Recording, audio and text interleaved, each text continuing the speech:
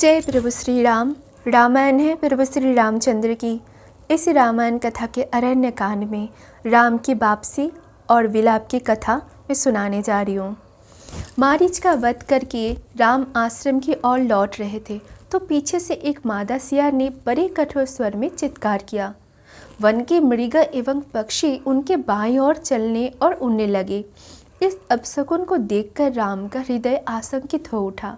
उन्हें सीता का अशुभ की चिंता की संतप करने लगी। इतने में ही उन्होंने मार्ग में लक्ष्मण को आते देखा। लक्ष्मण को देखकर उन्हें ऐसा प्रतीत हुआ कि किसी राक्षसी षड्यंत्र के फलस्वरूप सीता किसी कठिनाई में फंस गई है। चिंतित होकर उन्होंने लक्ष्मण से पूछा, लक्ष्मण, सीता कहाँ है? मैंने तुम्हें आदेश दिया था कि तुम सीता की रक्षा करना, तो तुम उसे अकेली कैसे छोड़ आए? वो किसी विपत्ति में तो नहीं फंस गई? वो जीवित होगी कि नहीं? शीघ्र बताओ, उसे क्या हुआ है? यदि वो जीवित नहीं होगी तो मैं भी प्राण त्याग दूंगा। कहीं ऐसा तो नहीं है कि उस मायावी राक्षस ने हाँ लक्ष्मण कहकर तुम्हें भी भ्रम में डाल दिया है और तुम सीता को अकेली छोड़कर यहाँ दौड़ आए हो? अथवा सीता ने ही भ्रमित होकर तुम्हें यहाँ आने के विवश किया है? ऐसा प्रतीत होता है कि राक्षसी ने अपने प्रतिशोध लेने के लिए ये चाल चली है और तुम इसमें फंस गई हो।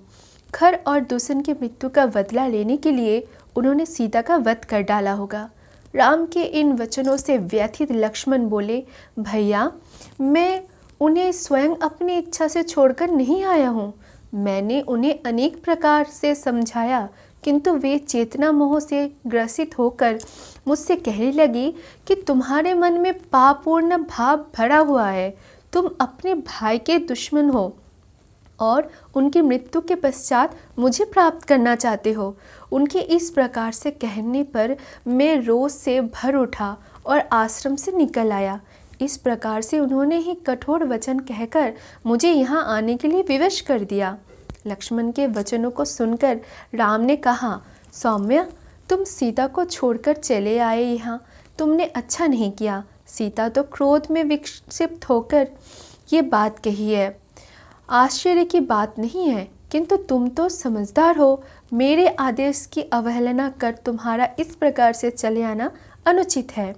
चिंतित राम और लक्ष्मण जब अपने आश्रम में पहुँचे तो उन्हें सीता के नहीं दिखाई दी। उन्होंने समस्त पर्णशालाओं को देख डाला, किंतु वे सभी सूनी मिली। जैसे हेमंत ऋतु के हिम से ध्वस्त होकर कमलिनी श्रीहीन हो जाती है, उसी प्रकार से पर्णशालाएं शोभा शून्य थीं। आश्रम के वृक्ष और पत्ते भी वायु में सनसनाकर दुख से रो रहे प्रतीत होते थे। मृगछाला और कुश इधर उधर बिखरे पड़े थे। आसन औंधे पड़े थे। वृक्षों के फूल पत्ते तथा कहीं कहीं टहनियाँ टूटी या अध टूटी पड़ी थीं। आश्रम का अस्त व्यस्त दृश्य देखकर राम विचार करने लगे, सीता का किसी ने हरण तो नहीं कर लिया, अथवा किसी दुष्ट राक्षस ने उसे अपना आहार बना लिया। कहीं वो फूल चुनने तो नहीं गई या जल लाने नदी पर तो नहीं चली गई। जब सब और खोजने पर भी उन्होंने सीता कहीं नहीं दिखाई दी तो शोक के कारण उनकी आंखें लाल हो गईं। नदी नालों पर्वत कंधारों में जा जाकर उन्हें उन्मत्त की भांति आवाज़ दे देकर सीता की खोज करने लगे। अंत में उनकी उन्मत्तता इतनी बढ़ गई कि वह कभी कदम के वृक्ष के पास जाकर कहते, हे कदम, मेरी सीता को तेरे पुष्प से बहुत स्नेह था, तू ही बता वो कहाँ है। कभी विल्ल के पास जाकर उससे पूछते, हे विल्ल, बिटप, क्या तुमने प्रतिधारिणी सीता को नहीं देखा? इस प्रकार वे कभी किसी वृक्ष से, कभी किसी लता से और कभी पुष्प समूहों से सीता का पता पूछते। कभी अशोक वृक्ष के पास जाकर कहते, अरे अशोक बिटप, तेरा तो नाम ही अशोक है, फिर तो सीता से मेरी भेंट कराकर मेरे शोक का हरण क्यों नहीं करता। फिर तार के वृक्ष से कहते, तू तो सब वृक्षों से ऊंचा है, तो दूर दूर की वस्तुएं देख सकता है। देखकर बता, क्या तुझे सीता कहीं दिखाई दे रही है? चुपचाप खड़ा ना रहे। यदि तूने देखा होगा तो तुझे अवश्य दिखाई देगी। इस प्रकार नाना नाना प्रकार के वृक्षों से पूछ पूछ कर रामचंद्र विलाप करने लगे। हे प्राण वल्लभी जानकी, तो कहाँ छिप गई? यदि तू वृक्ष की ओट में छिपकर हंसी कर रही है तो मैं तुझसे प्रार्थना करता हूँ, तू प्रकट हो जा। देख, मैं तेरे बिना कितना व्याकुल हो रहा हूँ। अब बहुत हंसी हो चुकी, मैं हार मानता हूँ। मैं तुझे नहीं ढूंढ पा रहा हूँ, या तो सचमुच मुझसे रूठ गई है। हाँ सीते, बोले, जल्दी बोलो, तू कहाँ है? इधर देख, तेरे साथ खेलने वाले मृग शावक भी तेरे वियोग में अश्रु बहा रहा है। सीते, तेरे बिना जीवित नहीं रह सकता मैं चाहता हूँ अभी तेरे वियोग में अपने प्राण त्याग दूँ, किंतु पिता की आज्ञा से विवश हूँ। मुझे स्वर्ग में पाकर वे धिक्करेंगे और कहेंगे, तू मेरी आज्ञा की अवहेलना करके 14 वर्ष के वनवास की अवधि पूरी किए बिना ही स्वर्ग में कैसे चला आया? हाँ, मैं कितना अभागा हूँ जो तुम्हारे बिना, तुम्हारे विरह में मर भी नहीं सकता। हाय जानकी, तुम ही बताओ, तुम्हारे बिना मैं क्या करूँ?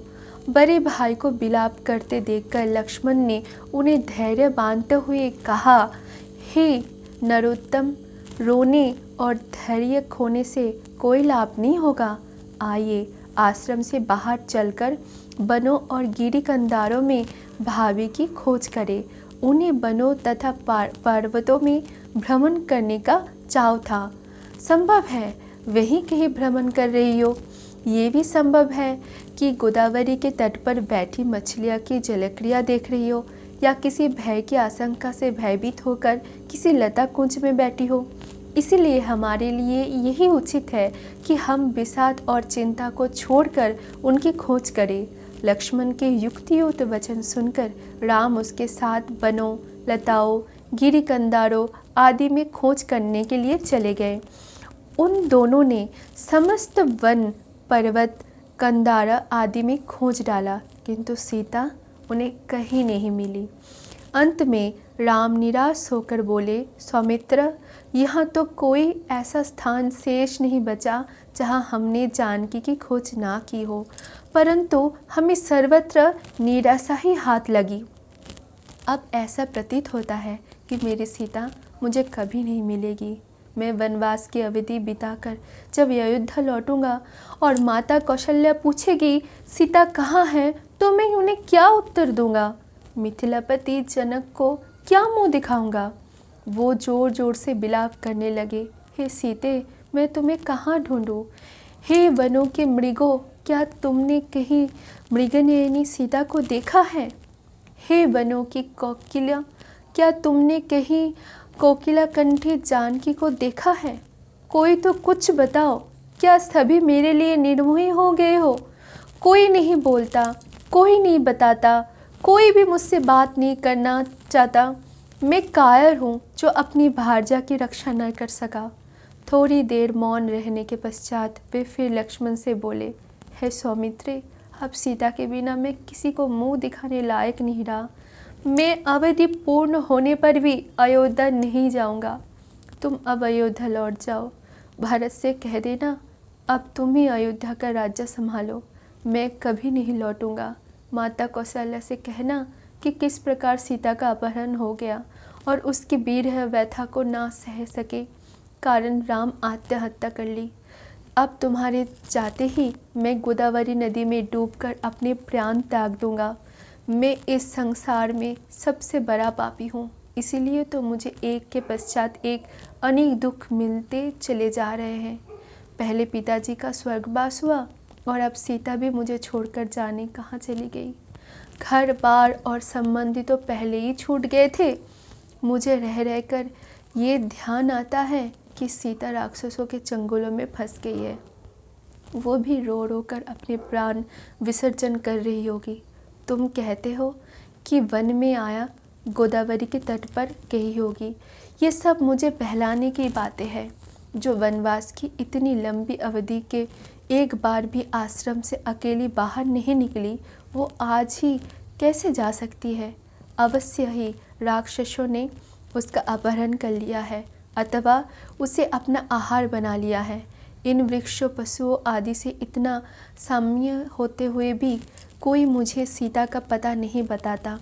हाय सीते, हाँ प्राण वल्लभे, तुम ही बता, मैं तुझे कहाँ ढूंढूं, कहाँ जाकर खोजूं। जय प्रभु श्री राम। राम के विलाप की कथा यहीं पे समाप्त हुआ। इस रामायण कथा के आरण्य कांड की आगे की कथा मैं आगे पाठ कर सुनाऊंगा। जय प्रभु श्री राम।